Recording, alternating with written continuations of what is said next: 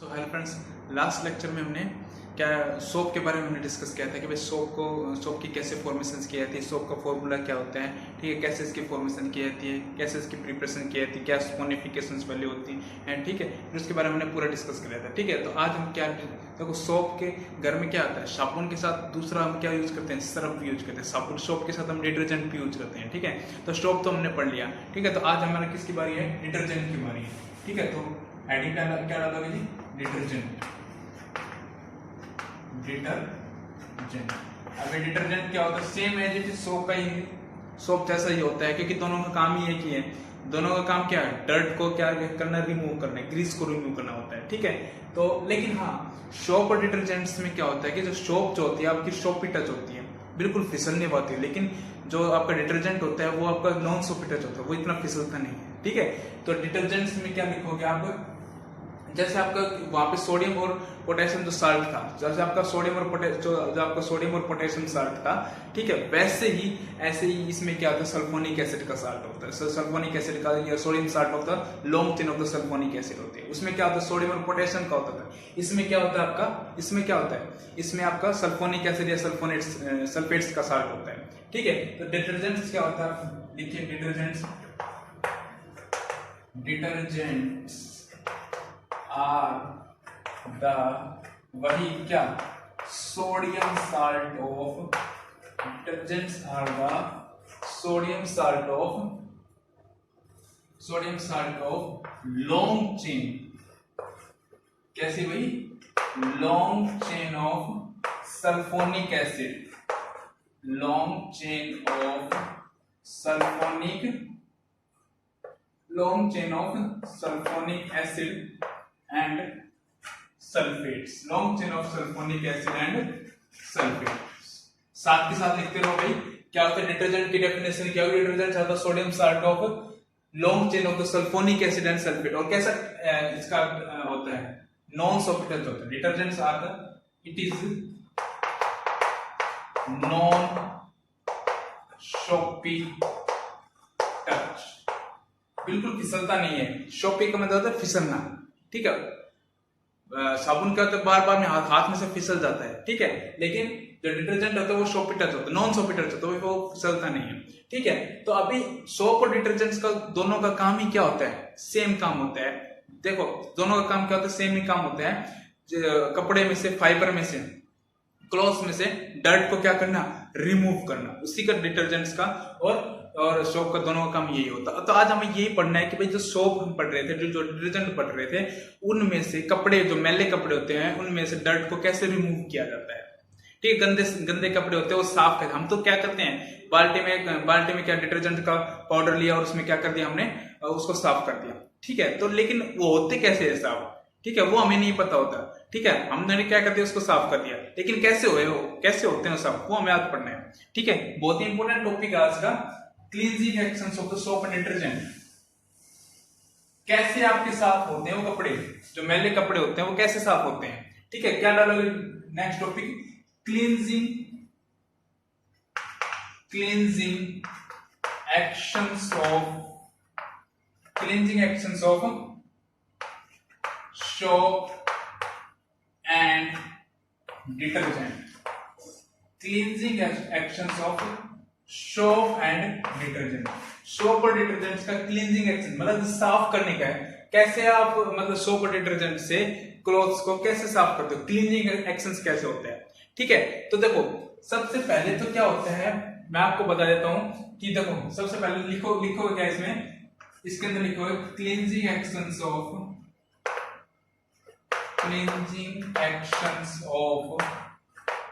Soap and detergent have mainly two types.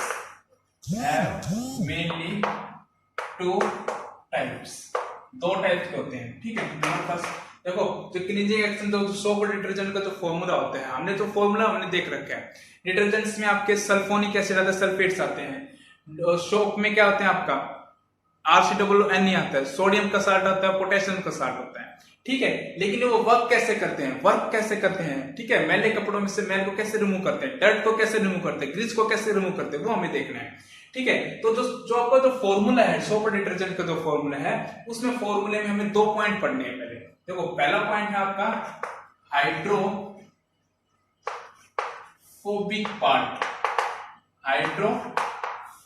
Part, और second part है आपका hydrophilic part. अब ये क्या होता है भाई, हाइड्रोफोबिक और हाइड्रोफिलिक पार्ट। हाइड्रोफोबिक का मतलब होता है फोबिया।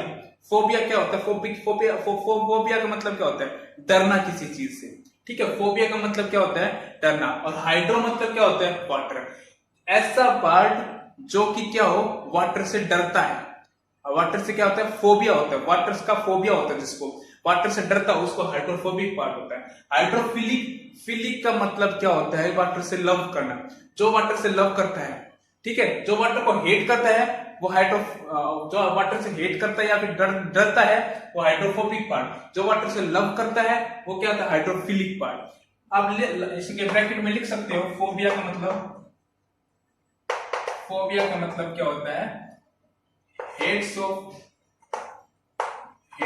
वाटर। हाइड्रोफोबिया का मतलब क्या होता है, हेट्स ऑफ वाटर। और इसमें फिलिक का मतलब होता है लव ऑफ वाटर, ठीक है।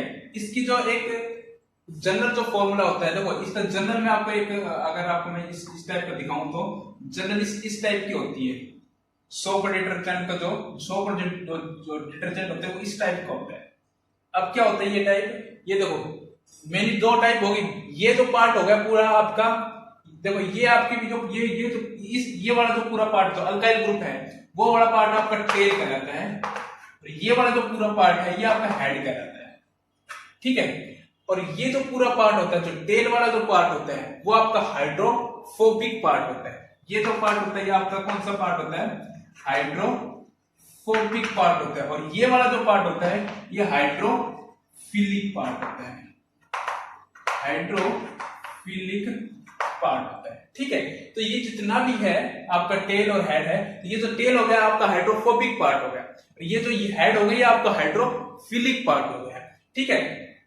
तो ये क्या होगा, सोप डिटर्जेंट का ये जनरल फॉर्मूला है। ये पूरा क्या हो गया आपका पूरा अल्काइल ग्रुप, क्या मतलब लॉन्ग चेन होते हैं, ये इतनी नहीं होती, बहुत लंबी चेन होती है, ठीक है। ये पूरी जो चेन होती है वो, ये पूरी जो चेन होती है लॉन्ग चेन होती है, वो लॉन्ग जो चेन होती है वो हाइड्रोफोबिक पार्ट कहलाती है, ठीक है। और ये जो पार्ट हो गया जो लास्ट में बच गया, जो देखो RCOO ने लिखवाया था आपको, ठीक है। तो ये जो R है पूरा अल्काइल ग्रुप पार्ट है, ये जो अल्काइल ग्रुप है, ये जो अल्काइल ग्रुप होता है ये हाइड्रोफोबिक पार्ट होता है।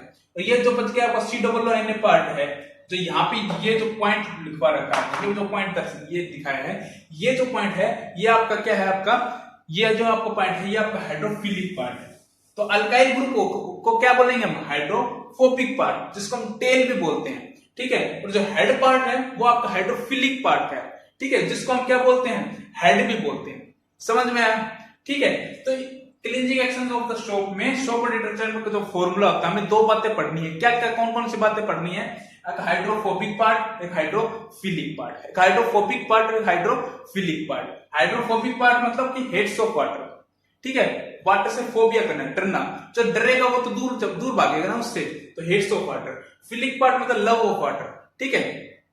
तो ये बातें होगी। अब देखो cleaning action of the soaps में आप क्या और आगे क्या लिखोगे, यहां तक लिखोगे, यहां तक लिखने के बाद आगे क्या लिखेंगे हम, यहां तक लिखने के बाद अब आगे देखो भाई, अब जो आपके जो कपड़े हैं उसमें से आपकी डर्ट है वो कैसे रिमूव करना है। अब देखो सबसे पहले तो हम क्या करते हैं, कपड़े धोने के लिए क्या करते हैं, जब भी हमारे मैले कपड़े होते हैं वो क्या करते हैं, बाल्टी में क्या करते हैं, सर्फ हम क्या करते हैं, डिजोल्व कर लेते हैं, पूरा सर्फ का पानी लेते हैं और उसमें से जो मैले कपड़े होते हैं वो क्या करते हैं, डाल देते हैं, भिगो देते हैं उसके अंदर। जैसे अंदर डालोगे, जैसे अंदर डालोगे वो कपड़े क्या होते हैं, साफ हो जाते हैं।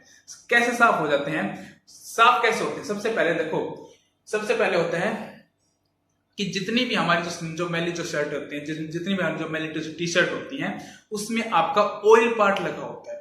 अब ये ऑयल कहां से आ गया? ऑयल पार्ट लगा होता है, उसमें क्या लगा होता है? आपका ऑयल पार्ट लगा होता है। अब ये ऑयल कहां से आ गया? देखो ऑयल जितने भी है हमारे जो बॉडी के अंदर, जितने भी हमारे फ्रेगमेंट्स निकलते हैं, जितने भी आपके जो फ्रेगमेंट्स निकलते हैं, जितने आपके पसीने जो निकलते हैं, ठीक है, उसमें क्या होता है? पसीने कहां से आते हैं? बॉडी के अंदर से आते हैं। और बॉडी में से जो पसीने आते हैं, बॉडी के अंदर जो हमें जो ऑर्गेनिक मैटर जो जितने भी हम खाते हैं, जो सारा क्या होता है? ऑर्गेनिक मैटर होता है। ऑर्गेनिक मैटर कहीं ना कहीं से आपका ऑयल से लिंक होता है, ठीक है। तो जो फ्रेगमेंट्स निकले उसमें भी क्या होता है? आपका ऑयल होता है। जो आपके फ्रेगमेंट्स निकले, जो पसीने निकले, वो आपकी क्या इस टी शर्ट के क्या होता है? अटैच हो जाते हैं। जैसे अटैच होते हैं वैसे, जैसे टच हुआ, जो पसीने निकले वो आपकी जो शर्ट के अटैच हुए, शर्ट के अटैच हुए, वो टी शर्ट क्या हो गया? आपकी गिल्ली होगी।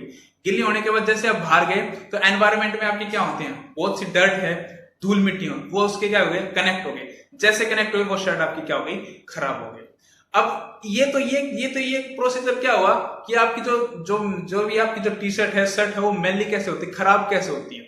अब ये तो हमें समझ लिया कि जो हमारे जो फ्रेगमेंट्स निकलते हैं उसमें ऑयल पार्ट होता है, और वो ऑयल पार्ट होता है, वो ऑयल जो पार्ट होता है वो बाहर की जो एनवायरमेंट है, जो धूल मिट्टी है, वो जल्दी कनेक्ट हो जाता है, इसलिए वो जो हमारी जो शर्ट है वो जल्दी गंदी हो जाती है। तो ये अभी तो ये पता चला है कि हमें कि वो जो शर्ट है वो गंदी कैसे होती है। अब वो जो शर्ट है वो डर्ट हो गई, गंदी हो गई, उसकी जो डर्ट है उसको रिमूव कैसे किया जाए? देखो तो अब हमारे पास क्या है? ऑयल प्लस क्या है हमारे पास? डर्ट है। ऑयल प्लस क्या है हमारे पास? डर्ट है। मतलब कि टी शर्ट के अंदर क्या हो गया हमारे पास? जो टी शर्ट के अंदर क्या लगा है? ऑयल लगा है।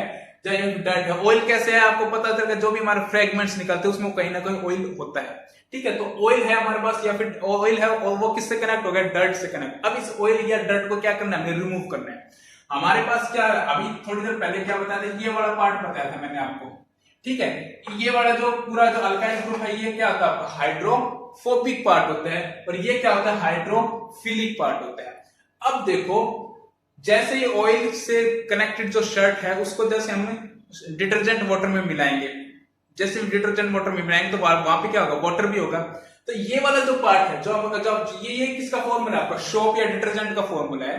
तो ये जो फॉर्मूला है, जो सोप डिटर्जेंट का फॉर्मूला है, तो इसमें से अब ये बताओ कि हाइड्रोफोबिक पार्ट है वो ऑयल की तरफ जाएगा, या फिर हाइड्रोफिलिक पार्ट है वो ऑयल की तरफ जाएगा? ये बताओ मेरे को भाई। देखो ऑयल और डर्ट है कि किसकी तरफ जाएगा? हाइड्रोफिलिक पार्ट जाएगा, hydrophobic? Of course hydrophobic part जाएगा। हाइड्रोफोबिक पार्ट जाएगा ना, और हाइड्रोफिलिक पार्ट किसकी जाएगा? वाटर की तरफ जाएगा। तो देखो इसमें ऑयल से किससे कैसे कनेक्ट करेंगे? ये वाला पार्ट क्या है आपका? ये वाला पार्ट क्या था? Hydrophobic part. ये वाला पार्ट किसकी तरफ जाएगा? ऑयल और डर्ट की तरफ जाएगा। ये वाला पार्ट ऑयल और डर्ट की तरफ हमने लगा दिया, और ये वाला पूरा पार्ट है ये किसकी तरफ होगा? वाटर की तरफ। यहाँ हमारे पास चारों तरफ क्या है? वाटर। कैसे आया वाटर? क्योंकि आपने जो सबसे पहले क्या करते हो, आप जो शर्ट है वो पानी में भिगो देते हो, सर्फ के पानी में भिगो देते हो, साबुन के पानी में भिगोते हो, ठीक है। तो साबुन के पानी में ये वाला स्ट्रक्चर सोप का फॉर्मूला आता है। तो ये हाइड्रोफिलिक पार्ट, ये हाइड्रोफोबिक पार्ट है। तो हाइड्रोफोबिक पार्ट है वो वाटर से दूर भागता है। वाटर से दूर भाग के जाएगा कहां? ऑयल की तरफ जाएगा। तो ये ऑयल की तरफ हो गया। ये क्या हो गया? ये किसकी तरफ हो गया? वाटर की तरफ हो गया। ऐसे बहुत से मॉलिक्यूल्स होंगे सोप के। इस तरह से ये मॉलिक्यूल्स होंगे, इस तरह से ये मॉलिक्यूल्स, ये पूरा क्लस्टर बन जाएगा।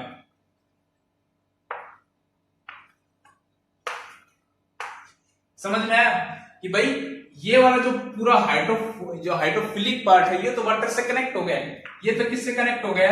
वाटर से कनेक्ट हो गया। ये किससे कनेक्ट हो गया? वाटर से कनेक्ट हो गया। ये क्या है? हाइड्रोफिलिक पार्ट है, ये वाटर से कनेक्ट हो गया। और ये पूरा पार्ट हो गया किससे कनेक्ट हो गया? ऑयल और डर्ट से कनेक्ट हो गया। क्यों कनेक्ट हो गया? ये किससे कनेक्ट हो गया? ऑयल और डर्ट से कनेक्ट हो गया। क्यों? क्योंकि ये क्या है आपका? हाइड्रोफोबिक पार्ट है, जो कि क्या है? वाटर से दूर भागता है, और दूर भाग के कहां जाएगा? ऑयल और डर्ट की तरफ जाएगा। और ये क्या बन जाएगा? ये क्या पूरा बन गया आपका? क्लस्टर फॉर्मेशन होगी, ठीक है। क्लस्टर की फॉर्मेशन हो गई, और इसी को क्या बोलते हैं कि माइसेलर फॉर्मेशन बोलते हैं। मैं अभी लिखवाऊंगा सारी चीजें, अभी समझा रहा हूं चीजें आपको, ठीक है। अभी ऑयल और डर्ट हो गया। अब देखो भाई माइसेलर की फॉर्मेशन हो गई। फिर उसके बाद होता क्या है कि ये एक क्लस्टर की फॉर्मेशन होने के बाद ऑयल और वाटर के बीच में एक स्टेबल इमल्शंस की फॉर्मेशन हो जाती है, जो कि एक पूरा ऑयल ड्रॉपलेट बना देता है। और ड्रॉपलेट होता है वो एक फाइबर से या फिर किससे? आपकी टी शर्ट से जो कनेक्ट होती है, जो डर्ट है उसको क्या करता है? डिटैच कर देता है, दूर भाग लेता है, ठीक है। तो अभी जो आपने लिखा था वो, उसके बाद ये आपको डायग्राम बनाना है। डायग्राम बनाने के बाद क्या लिखोगे, डायग्राम बना लो। डायग्राम बनाने के बाद क्या लिखोगे, डायग्राम बनाने के बाद इसमें लिखोगे क्या, cleansing action of the soap में लिखोगे क्या, लिखो जल्दी से। When the clothes dipped into detergent water, into किस में, डिटर्जेंट वाटर में डालोगे, डिटर्जेंट वाटर में डालोगे तो डिटर्जेंट वाटर कैसा होता है, या फिर detergent water are long chains of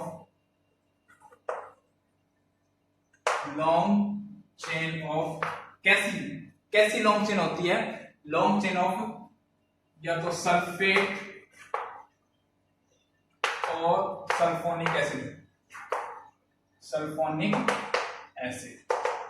फिर उसके बाद क्या होगा, देन होगा क्या, जैसे आपने उसको, जैसे शर्ट को इसके पानी के अंदर डुबोया, डिप किया, उसके बाद होगा क्या, देन द हाइड्रोफोबिक पार्ट किससे कनेक्ट होगा, ऑयल से या वाटर से, hydrophobic part connected to oil, and hydrophilic part किससे कनेक्ट होगा, and hydrophilic part connected to किससे भाई, वाटर से। और जब आपका हाइड्रोफोबिक पार्ट ऑयल से कनेक्ट होगा, हाइड्रोफिलिक पार्ट वाटर से कनेक्ट हो गया, तो इस किसकी फॉर्मेशन हो जाएगी, क्लस्टर की फॉर्मेशन हो जाएगी। And then formations of cluster, and then formations of cluster is known as क्या, इसी को क्लस्टर की फॉर्मेशन जो होती है उसी को क्या बोला जाता है, माइसेलर बोला जाता है, माइसेलर फॉर्मेशन, माइसेलर फॉर्मेशंस बोला जाता है। क्या बोला जाता है जी, माइसेलर फॉर्मेशन बोला। अब ये माइसेलर तो फॉर्मेशंस हो गई। अब उसके बाद होगा क्या, एक ऑयल और वाटर के बीच में एक स्टेबल इमल्शंस बनेगा, इमल्शंस की फॉर्मेशन हो जाएगी, और एक ड्रॉपलेट की फॉर्मेशन हो जाएगी, और वो किससे, एक फाइबर से या फिर क्लॉथ से क्या हो जाएगा, अलग दूर भाग जाएगा, डिटैच हो जाएगा। And then formations, then stable formations of emulsion, then stable emulsion formation,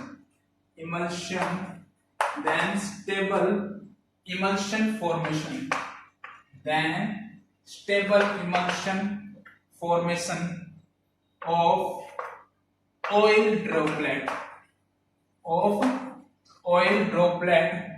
and then get detached to, detached का मतलब हटना, and then get detached to किससे, फाइबर से, and then get detached to fibers और clothes. ठीक है, कपड़े से, फाइबर से क्या होता है, अलग दूर भाग जाता है, दूर चला जाता है। समझ में आया, क्या समझ में आया, ठीक है। माइसेलर की फॉर्मेशन, ये पूरा आपका कम से कम 3 नंबर में पूछा जाता है डायरेक्ट आपका, cleansing action of the soap and detergent. आप कैसे आपके कपड़े से मैल को दूर करते हो, कपड़े से आपके डर्ट को कैसे, ग्रीस को कैसे रिमूव करते हो, कैसे करना है, कुछ नहीं है। सबसे पहले सोप और डिटर्जेंट का जो फॉर्मूला जो होते हैं उसमें 2 पार्ट होते हैं हमारे पास। क्या, कौन कौन से पार्ट होते हैं, एक तो हाइड्रोफोबिक पार्ट होता है, एक हाइड्रोफिलिक पार्ट होता है, ठीक है। लेकिन जैसे हम अपने कपड़े धोते हैं, ठीक है, तो कपड़े धोते टाइम तो हमारे बाल्टी के अंदर क्या होता है, सोप और डिटर्जेंट का पाउडर होता है, वो एक सॉल्यूशन होता है, उसमें क्या डालते हैं किसको डालते हैं भाई हम टी शर्ट को डालते हैं, शर्ट को डालते हैं। जैसे शर्ट को डालते हैं तो शर्ट में क्या लगा जाता है, हमारे पास ऑयल लगा होता है, और ऑयल से कौन सा कनेक्ट होता है, सबसे पहले हाइड्रोफोबिक पार्ट कनेक्ट होता है, और ठीक है, और वाटर से कौन कनेक्ट होता है, हाइड्रोफिलिक पार्ट होता है। ऑयल से हाइड्रोफोबिक पार्ट कनेक्ट हो गया, ठीक है, वाटर से आपका हाइड्रोफिलिक पार्ट कनेक्ट हो गया, किसकी फॉर्मेशन हो जाएगी, एक माइसेलर की फॉर्मेशन, एक स्टेबल क्लस्टर की फॉर्मेशन हो जाएगी, इसी को माइसेलर फॉर्मेशन बोला जाता है।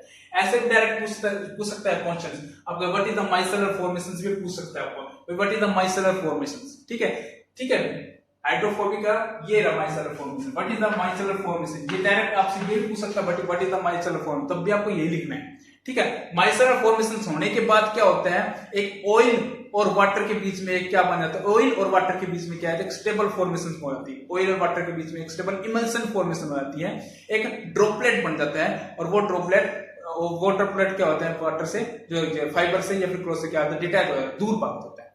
ठीक है, तो इस तरह से हम अपने जो जितने भी कपड़े हैं उससे हम अपने ऑयल और वाटर, ऑयल या फिर ग्रीस को, ऑयल को, ठीक है, जितने भी आपके डर्ट को है इस तरह से रिमूव किया जा सकता है। क्वेश्चंस कैसे बनेगा, what is the cleansing action of the soap and detergent, ऐसे लिखना है क्वेश्चन। और दूसरा क्वेश्चन कैसे, what is the micellar formation, तो भी आपको ये लिखना है। समझ में आया? ठीक है, कुछ नहीं है, बस दो पार्टों का खेल है इस क्वेश्चन के अंदर। बट देखो, हाइड्रोफोबिक पार्ट और हाइड्रोफिलिक पार्ट, एक हाइड्रोफोबिक पार्ट कनेक्ट हो गया किससे, ऑयल और वाटर से, हाइड्रोफिलिक पार्ट किससे कनेक्ट होगा, वाटर से, एक माइसेलर की फॉर्मेशन हो गई। ठीक है, माइसेलर की फॉर्मेशन होने के बाद एक स्टेबल इमल्सन की फॉर्मेशन होगी, और जो कि क्या होता है, एक वाटर से, फाइबर से क्या होगा, डिटैच हो गया। इस तरह से हमारा कपड़े से मैल को दूर कर सकते हैं, कपड़े से हम डर्ट को रिमूव किया जा सकता है। Okay, thank you so much.